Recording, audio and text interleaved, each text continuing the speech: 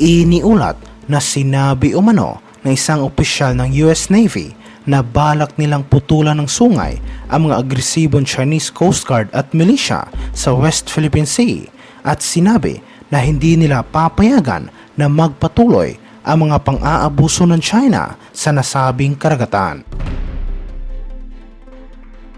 Sinabi ng US Navy na sa pamamagitan ng pagdideploy nito ng mga karagdagang barko malapit sa mga islang kinokontrol ng Pilipinas tulad ng sa Pag-asa Island, mabilis umano silang makapagbigay ng tulong sa Philippine Navy at Coast Guard. Hindi rin umano papayagan ng US Navy na magpatuloy ang mga ginagawang panghaharang ng Chinese Coast Guard sa mga Pinoy na mangingisda sa West Philippine Sea at layo nitong matulungan ang mga Pilipino na maipagpatuloy ang kanilang paghahanap buhay sa lugar.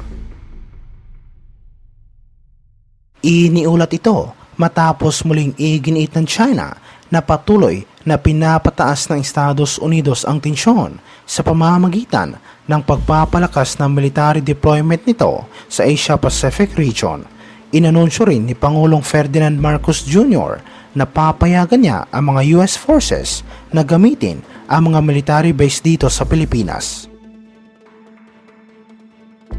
Sinabi ng tagapagsalita ng Chinese Foreign Ministry na si Wang Wenbin sa mga reporters na patuloy na sinusulong ng Estados Unidos ang pansarili nitong interes sa Asia-Pacific at ito ay magpapaigting lamang sa tensyon at magdadala ng panganib sa kapayapaan at estabilidad sa buong rehiyon.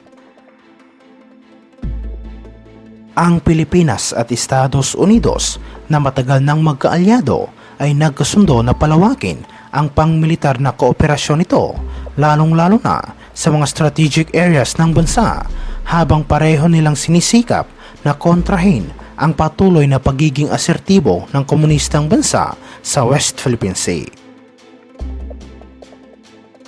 Ang 2014 Enhanced Defense Cooperation Agreement ay magbibigay sa mga US forces ng access sa 5 mga base sa Pilipinas. Ito ay mas pinalawak at mayroon ng 9 na lokasyon sa buong bansa at inaasahan na makakatulong ito sa pagprotekta sa mga lugar na pilit na inaangkin ng China.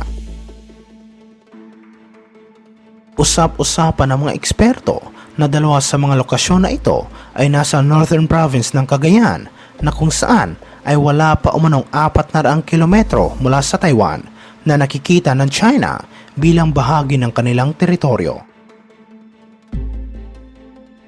Sinabi naman ni Wang Wenbin na mga bansa ay dapat na maging mas maingat at iwasang magpagamit sa Estados Unidos. Sinabi rin niya ng Defense at Security Cooperation sa pagitan ng mga bansa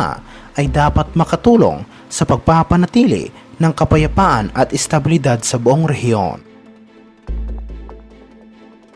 Idinagdag ni Wang na umaasa sila na magkakaroon ng pagkakaunawaan at tiwala ang China at Pilipinas sa isa't isa sa mga talakayan tungkol sa wastong paghawak sa mga maritime dispute at pagsusulong ng praktikal na maritime cooperation sa pagitan ng 2 bansa.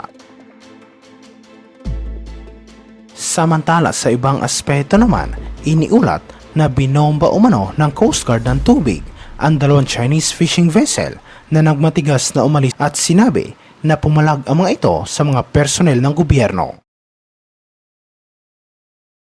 Sinabi sa pahayag ng Coast Guard na nagpumilit umanong lumapit ang 2 Chinese fishing vessel kaya napilitan umano ang serbisyo na bombahin ng tubig ang mga Chinese upang hindi sila makalapit sa isla.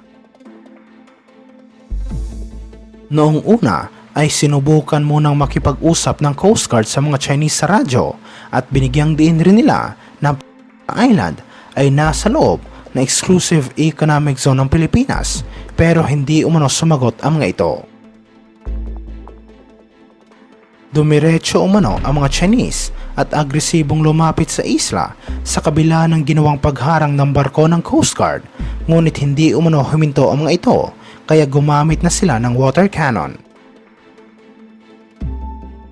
Iniulat ito matapos batikusin ng Estados Unidos at Pilipinas ang mga ginagawang gray zone activities ng China na kung saan ay isa umanong malaking sagabal sa kabuhayan ng mga Pinoy na mangingisda at isa ring paglabag sa karapatan ng iba pang mga claimants na nais na mag-operate sa South China Sea.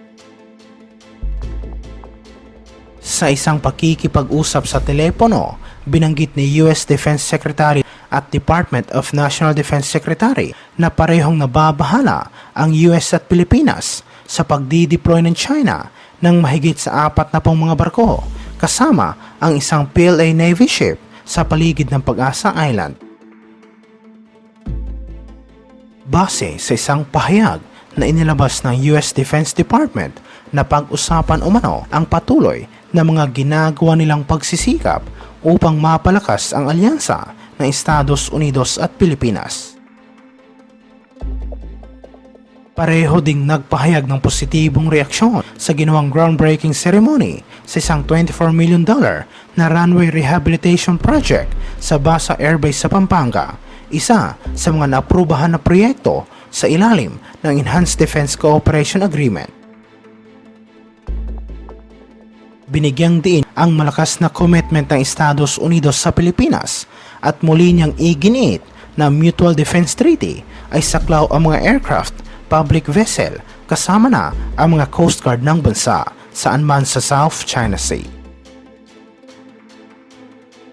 Tinalakay din nila ang planong pagsasagawa ng mga combined maritime activities sa West Philippine Sea at nagkasundo na i-review ang maritime cooperation sa pagitan ng dalawang bansa upang lalong mapatibay ang kanilang alyansa.